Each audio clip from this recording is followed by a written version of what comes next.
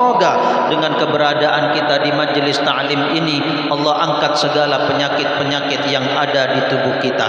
Lebih-lebih penyakit-penyakit hati, Allah bersihkan hati kita dan Allah sehatkan jasmani serta rohani kita, zahir maupun batin kita, dan semoga Allah jadikan kita semua dan juga keluarga besar kita menjadi hamba-hambanya Allah yang saleh dan salihah, menjadi hamba-hambanya Allah yang betul-betul bertakwa, bahkan menjadi pemimpin-pemimpin orang-orang yang bertakwa yang harapannya di dunia sukses selalu, bahagia, beruntung dan selamat, dan juga selamat kelak di alam barzah dari siksaan kubur, dan juga selamat kelak di akhirat dari siksaan api nerakanya. Dan semoga Allah masukkan kita semua ke dalam surga firdausnya bersama panutan kita semua, pemimpin seluruh hamba-hamba Allah yang saleh. Beliaulah kanjeng Nabi besar Muhammad sallallahu wasallamuhu alaihi bighairi hisab fi khairin wa lutfin wa afiyatin amin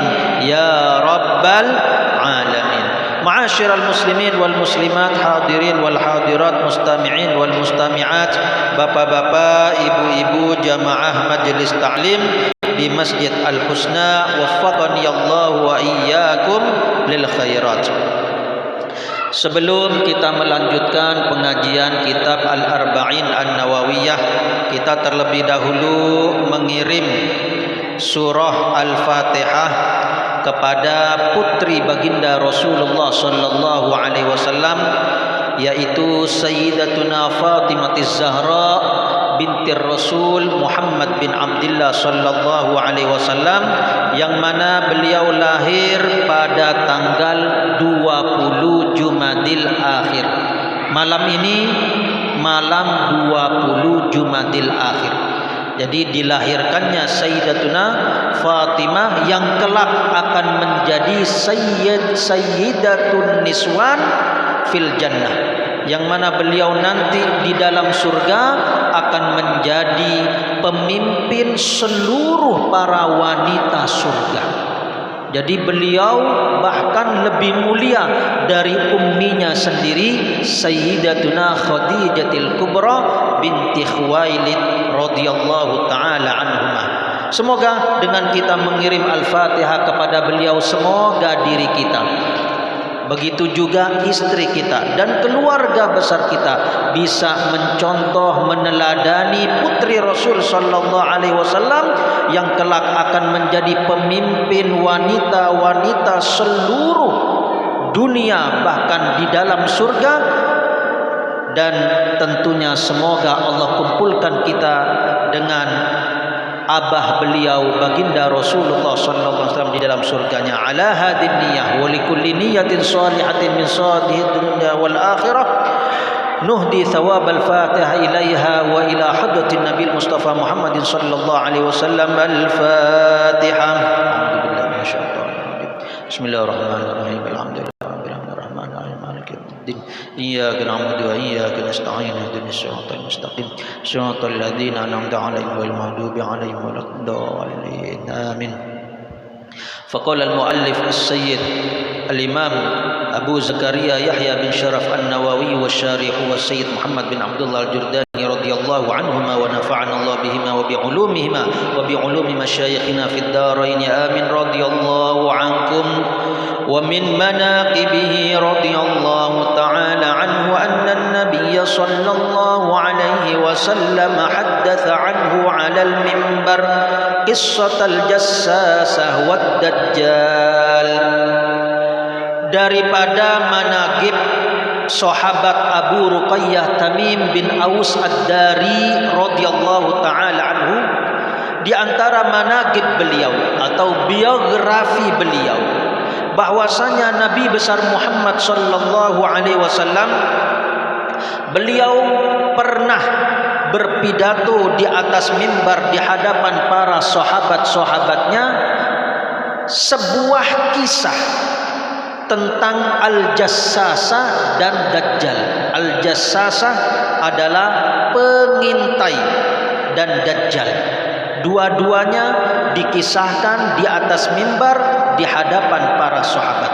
وحاصلها أن النبي صلى الله عليه وسلم جمع الناس فلما حضروا وقضى صلاته جلس على المنبر وهو يضحك.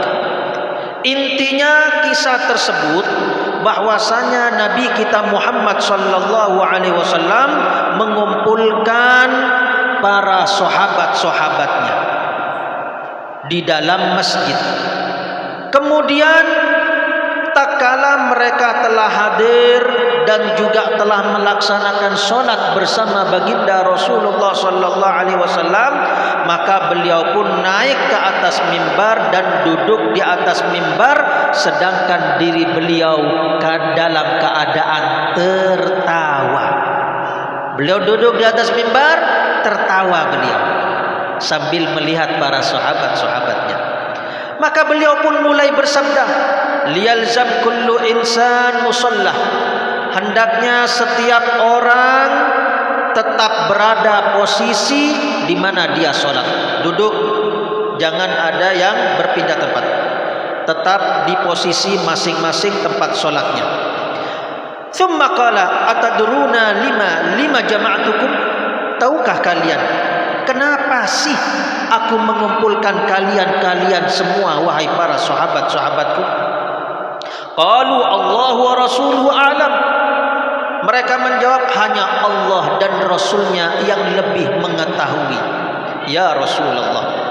Qala wallahi ma jama'tukum li raghbatin wala li rahbatin. Demi Allah, aku tidak mengumpulkan kalian bukan karena suatu hal yang menggembirakan, bukan suatu kabar gembira, wala li rahbatin, dan juga bukan suatu berita ancaman dan menakutkan untuk kalian. Walakin jama'tukum li'anna Tamiman ad-Dari kana rajulan nasraniyah. Tetapi aku kumpulkan kalian semua karena sahabat kalian ini yang bernama Tamim ad-Dari radhiyallahu anhu, dulu dia adalah seorang laki-laki yang beragama Nasrani, belum masuk agama Islam dulunya. Faja'a fabaya'a wa aslam, maka dia pun datang kepada saya dan dia berbaiat di hadapan saya dan dia masuk ke dalam agama Islam. Wa haddatsani haditsan wafaqa alladhi kuntu uhaddithukum bihi 'anil masiihid dajjal, dan sungguh sesuai, cocok banget apa yang dia ceritakan kepadaku tentang kisah, tentang ucapan yang pernah aku ceritakan di hadapan kalian, yaitu tentang Al-Masihud Dajjal. Haddatsani, dia bercerita kepadaku. Siapa? Tamim ad-Dari ini bercerita kepadaku, annahu raqiba fi safinatin bahriyah ma'a 30 rajulan, bahwasanya dia waktu Nasrani, dia itu naik kapal bersama kawan-kawannya 30 orang. Min Lahmin wa Judham, dari kabilah Lahm dan Judham. Fala'iba bihimul mawjud syahran fil bahr fa arsu ila jazirah, maka ombak laut mengombang-ambing kapal mereka sehingga mereka pun akhirnya terdampar di satu pulau.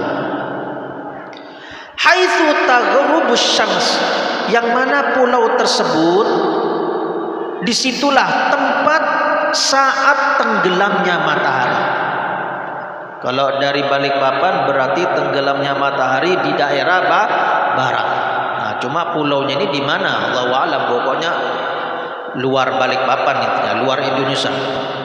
Jadi tempat tenggelamnya matahari. Fajalasu fi aqrubis safinah, maka mereka pun duduk-duduk di dekat kapal mereka. Fadakhalul jazira falaqiyathum dabatun kabira kathiratus sya'r, maka setelah mereka duduk-duduk, mereka pun naik ke kapal mereka. Lalu tiba-tiba mereka memasuki sebuah pulau Jadi tadi itu terdampar di dekat pulau, dan sekarang mereka memasuki ke dalam pulau tersebut dengan kapal tersebut. Mereka masuk ke dalamnya, lalu mereka menemukan dabbatun kabirah, makhluk melata yang besar sekali. Kathiratus sya'r, bulunya banyak banget. La yadruna ma qabla ma kubuliha min duburiha min kathratis sya'r. Mereka tidak tahu mana arah depannya makhluk ini. Kenapa? Karena saking banyaknya, arah depannya mana, arah belakangnya. Mukanya makhluk ini mana? Tidak ketahuan. Belakangnya tidak ketahuan. Karena ditutupi dengan rambut atau bulu yang menutupi seluruh tubuhnya, termasuk muka-mukanya. Sehingga tidak tahu mana mukanya, mana bagian depannya, mana bagian belakangnya. Faqalu wailak ma anti. Celaka kamu, makhluk apa kamu ini? Celaka kamu, makhluk apa kamu ini? Qalat anal jassasa, saya ini pengintai. Saya ini pengintai. Melihat-lihat, mengintai-ngintai. Summiyat bidzalika litajassusihal akhbar.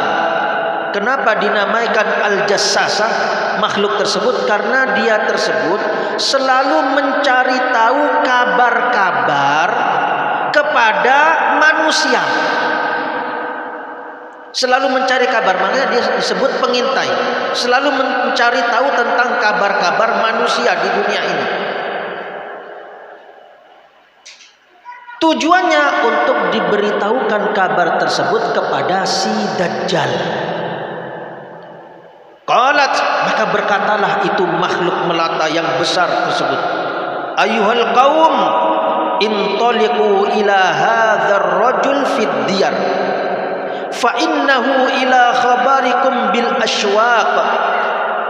Wahai bapak-bapak sekalian, pergilah kalian ke sosok laki-laki yang berada di gedung yang besar ini atau di tempat yang besar ini. Masuklah kamu ke dalam itu, karena di situ ada sosok laki-laki yang amat sangat merindukan kalian semua. Karena ini si Dajjal ingin nanya sosok laki, nanya kepada orang-orang tersebut. Qala falamma sammat lana rajulan faza'na minha. Maka tak kala ini hewan melata ini ngomong kepada kita, disuruh kita masuk ke dalam gedung tersebut yang besar atau tempat yang luas tersebut, dan dia nyebut ada seorang laki-laki yang rindu kepada kita, maka kami takut kepada sosok laki-laki misterius yang disebutkan oleh hewan tersebut. Khifna an takuna syaitana, kami takut jangan-jangan dia itu setan. Nah, jadi dari sini rupanya Nasrani juga percaya akan adanya setan. Kami takut jangan-jangan ini setan. Kok bisa ada di pulau sendirian? Kalau bukan setan, pikirannya mereka seperti itu. Fantolakna sira'an hatta dakhalna diyar, maka kami segera langsung menuju ke tempat gedung yang besar tersebut atau bangunan yang besar tersebut. Kami masuk. Fa idza fihi a'zamu insan ra'aynahu khalqan wa ashaddahu withaqa. Maka tak kala kami masuk, sungguh kami melihat manusia yang super gede sekali, yang bentuk tubuhnya sangat besar, tinggi, dan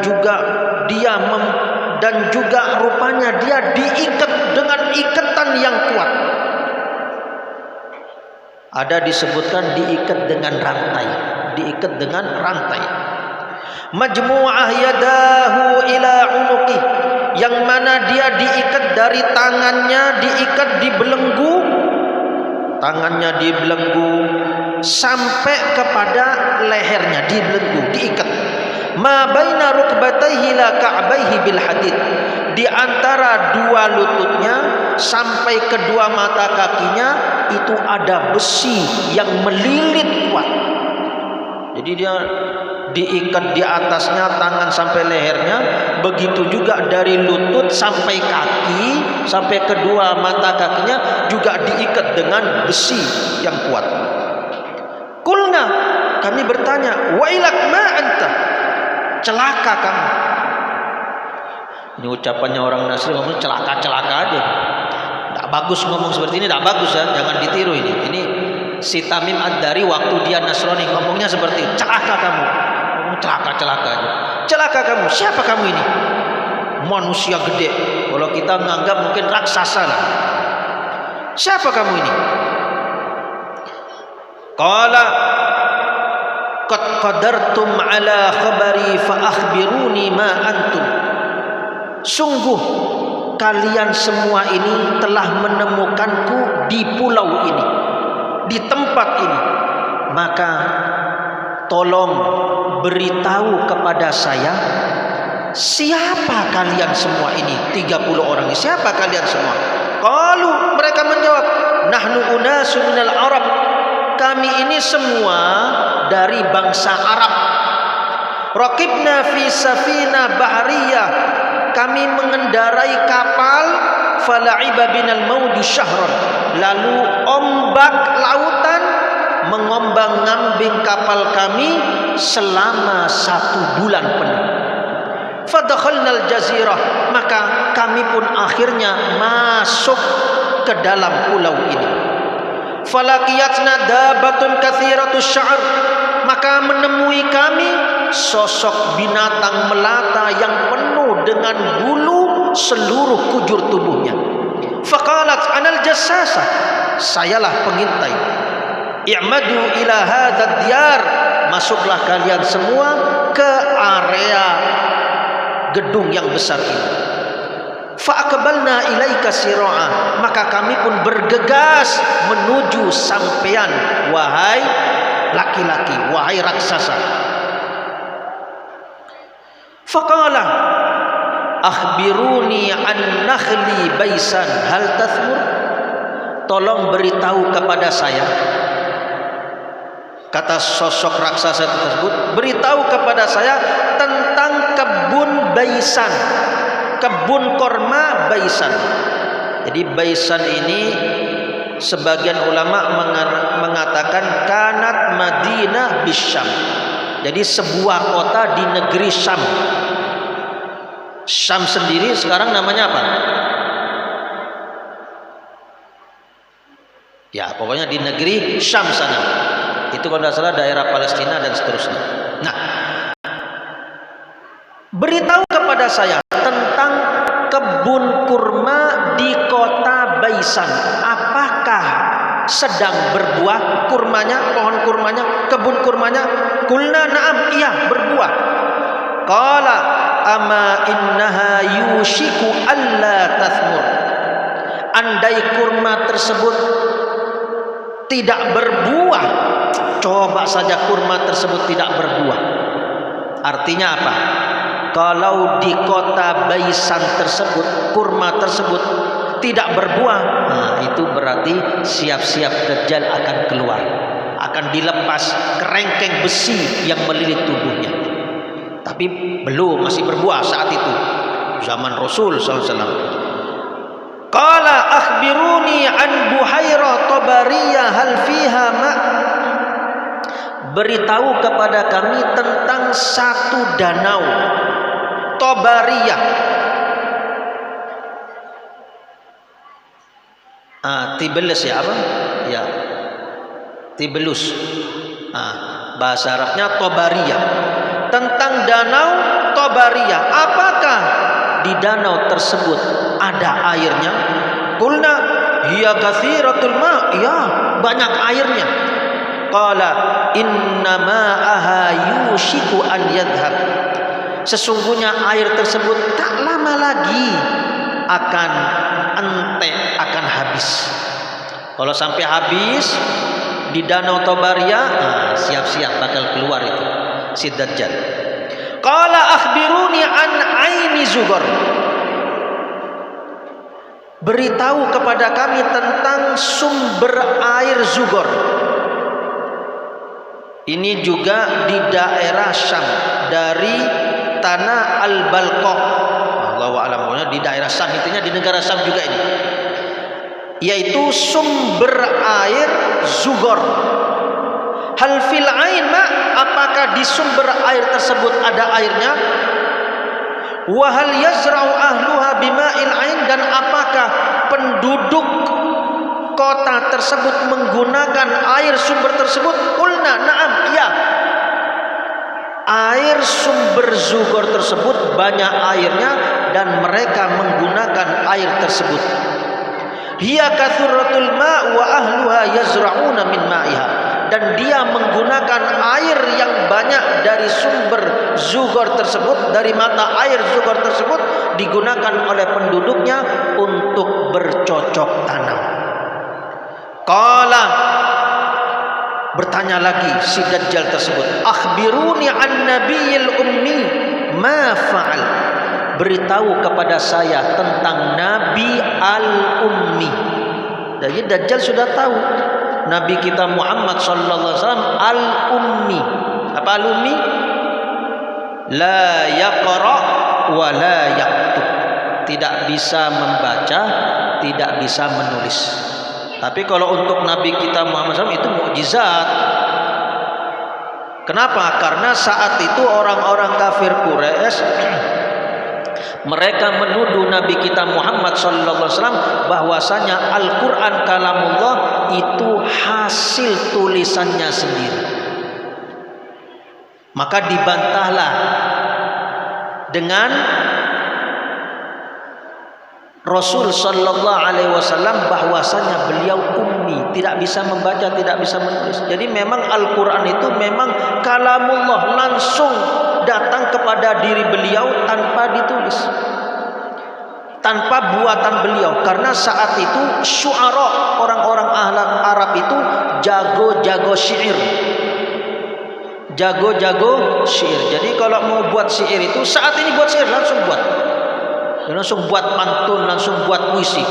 Saking cerdas-cerdasnya mereka. Makanya Allah pun menurunkan Al-Quran untuk mengalahkan puisi-puisi mereka.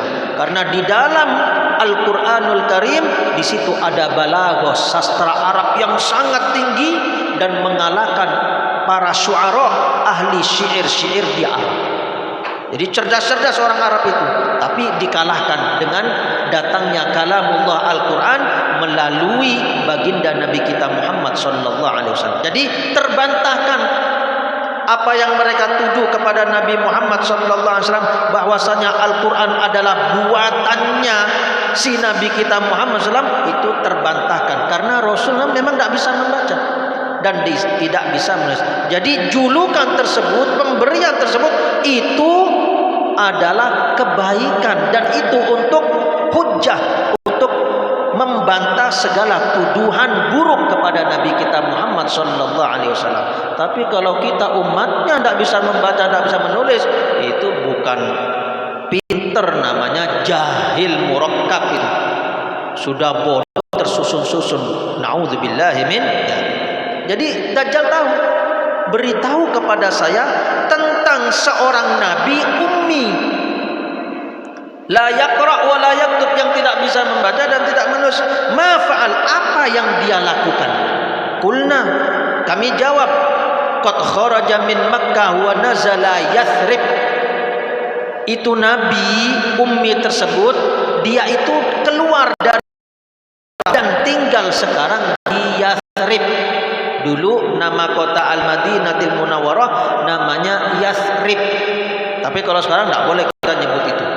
Kita sebut Thaibah atau Al-Madinatil Munawwarah. Itu zaman itu orang-orang dulu nyebut nama kota Madinah dengan nama Yathrib. Qala aqatalatul Arab. Bertanya lagi itu Dajjal, apakah orang-orang Arab memerangi itu Nabi? Qulna na'am, iya. Orang-orang Arab ingin membunuh itu Nabi, bahkan berperang, perang Badar, banyak perangnya. Qala kaifa sana'a bihim. Bagaimana itu Nabi memperlakukan orang-orang Arab tersebut? Fa akhbarnahu annahu qad dhahara ala man yalihi minal Arab wa ata'u. Sungguh telah tampak banyak pengikut-pengikutnya. Jadi setelah Rasul sallallahu alaihi wasallam di kota Madinah, pengikut-pengikut orang-orang kafir yang masuk agama Islam tambah banyak dari orang-orang Arab, dan mereka mentaati Nabi Muhammad sallallahu alaihi wasallam. Ama inna dzalika khairun lahum in yuti'u. Coba itu mereka yang masih kafir, yang masih belum mengakui itu Nabi sebagai Rasulullah utusan Allah, coba saja mereka itu taat, itu sungguh kebaikan buat mereka. Rupanya Dajjal ngasih tahu kalau orang itu taat beriman kepada Nabi Muhammad, itu kebaikan untuk dirinya.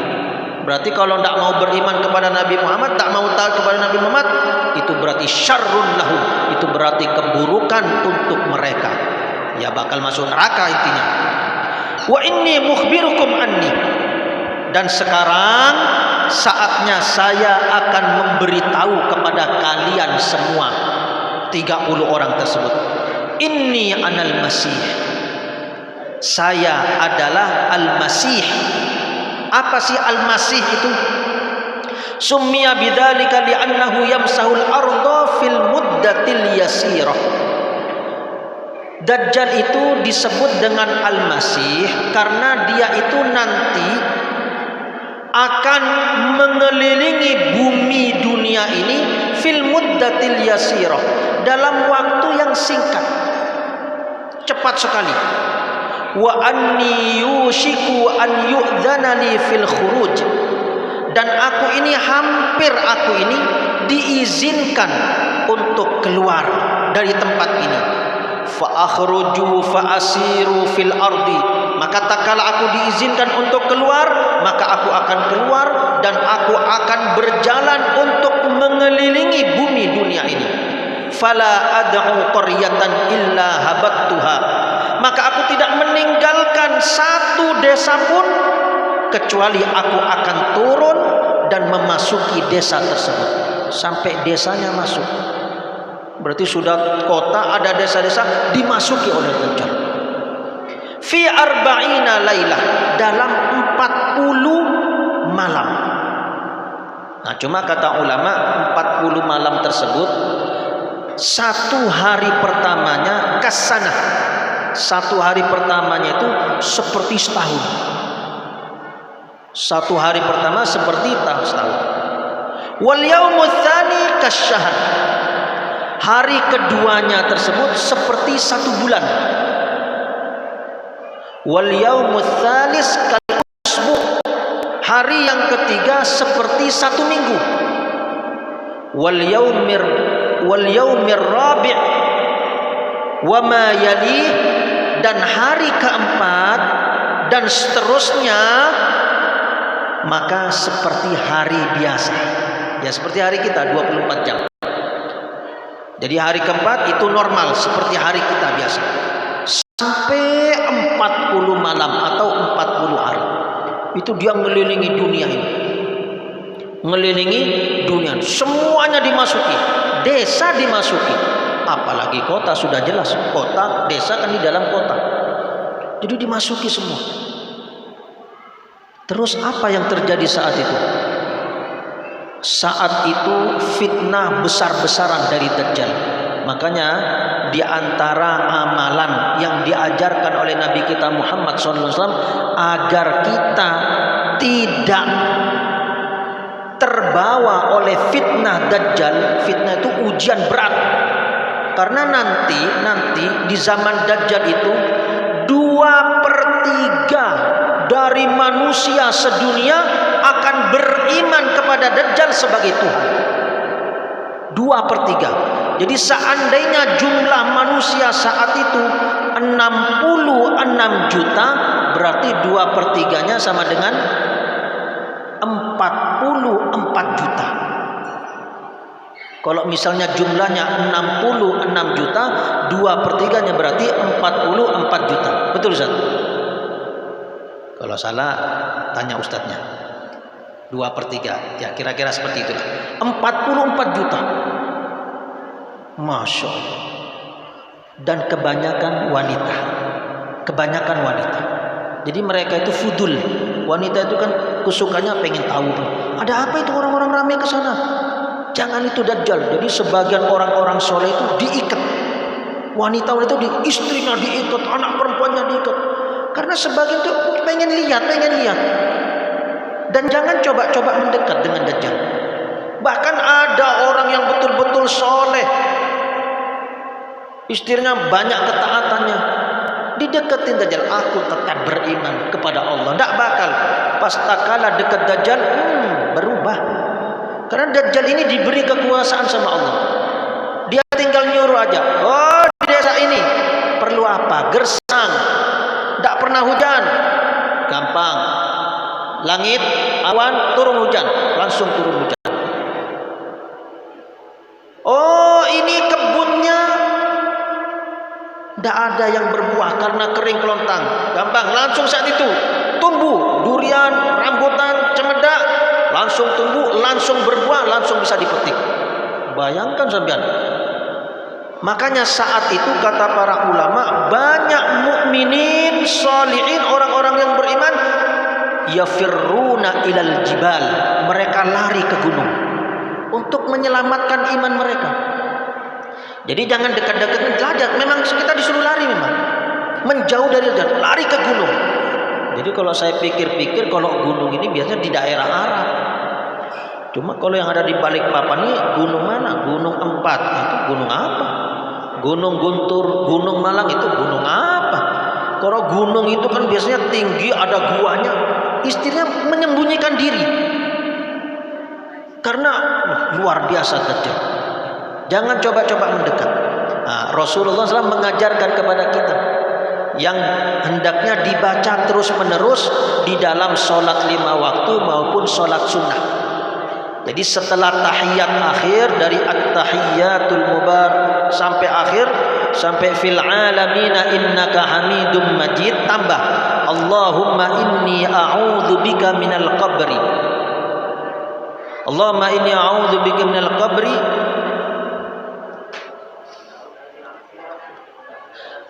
Allahumma inni a'udzubika min adzabil qabri wa min adzabin nari wa min fitnatil masiihid dajjal wa min fitnatil mahya wal mamat wa min syarri fitnatil masiihid dajjal. Ini diajarkan oleh baginda Nabi kita Muhammad sallallahu alaihi wasallam. Siapa yang membaca ini setelah membaca tahiyat di dalam salatnya, maka insya Allah dia akan dijaga oleh Allah dari fitnah ujian berat dari dajjal. Karena begitu banyaknya orang yang beriman dan mengakui dia sebagai Tuhan. Jadi memang luar biasa. Sampai-sampai diceritakan dia itu bawa neraka dan surga. Jadi kalau yang tidak mau beriman, ketahuan tidak mau, masukkan neraka. Dan dimanja, yang beriman mana dimanja. Apa yang minta dikasih. Makanya selamatkan diri untuk lari. Termasuk amalan ini hendaknya dibaca. Ghaira Makkah wa Thaibah huma muharramatani alayya. Kata Dajjal, selain kota Makkah dan Madinah, selain Thaibah, dia nyebutnya Thaibah. Selain kota Makkah dan Thaibah, artinya kota Madinah Al-Munawwarah. Maka kedua kota ini sungguh diharamkan kepada saya. Jadi dilarang Dajjal untuk masuk ke dalam dua kota ini, kota Makkah dan Madinah. Kullama aradtu an adkhula wahidatan minhuma istaqbalani malakun biyadi sayf sultan. Setiap kali aku mau masuk kota Makkah dan kota Madinah, maka di situ ada sosok malaikat yang memegang pedang yang sedang terhunus. Mau masuk Dajjal? Ayo. Mau? Takut Dajjal tak jadi masuk. Yasudduni anhuma, yang dengan pedang terhunus tersebut dia mengusir aku. Jadi tidak masuk. Jadi seandainya di kota Makkah Madinah ada orang munafik, ada orang kafir, dia bakal keluar. dia bakal keluar. Jadi yang tinggal di kota Mekah Madinah hanya orang-orang mukmin. Nah, itu aman sudah kalau di kota Mekah dan Madinah. Wa inna ala kulli naqib malaikatun yahrusunahuma, dan setiap jalan dari kota Mekah dan Madinah tersebut, naqib jalan di kota Mekah dan Madinah tersebut, ada sosok malaikat yang senantiasa menjaga itu kota Mekah dan Madinah. Lalu Rasul sallallahu alaihi wasallam wa ta'ana Rasulullah sallallahu alaihi wasallam bimikhsarati fil minbar. Lalu Rasul sallallahu menghentakkan tongkatnya di atas mimbar, dihentakkan di atas mimbar, wa qala hadhihi thaibah, hadhihi thaibah, hadhihi thaibah. Ini Thaibah, ini kota Madinah Munawwarah, ini kota Al-Madinah Munawwarah, ini kota Al-Madinatil Munawwarah. Ala hal kuntu ahaddatsukum dzalik? Bukankah aku pernah menceritakan hal ini kepada kalian wahai sahabat-sahabatku? Qalu na'am, iya ya Rasulullah, engkau pernah menceritakan hal ini kepada kami. Jadi sudah pernah diceritakan oleh Rasul kepada para sahabat tentang Dajjal. Cuma beliau menceritakan kisahnya si sahabat Tamim bin Aus Ad-Dari tersebut. Dari kisah ini maka kita dapat mengambil hikmah yang sangat besar. Dajjal tidak perlu ditunggu, intinya kita hendaknya hafalkan itu doa.